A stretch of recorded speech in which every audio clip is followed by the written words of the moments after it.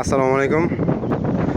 Bugun 20-may 464-466-kontr Surxondaryo viloyati Muzrabot tumani Xalq yo'li mahallasida olinyapti. 5 gektar maydonga qon ekilgan. 10 ta yoshlarga ajratilgan.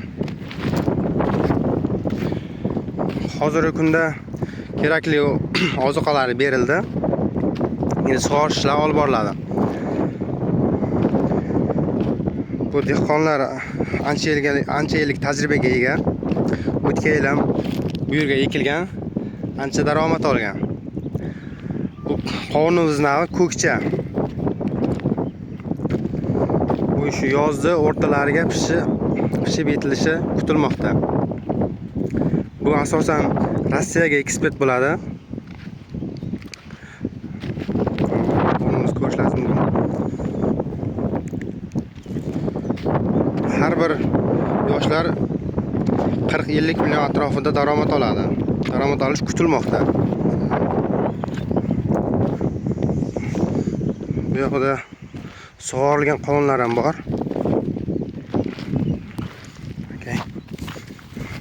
Bu ancha o'zgargan sug'orilgani uchun.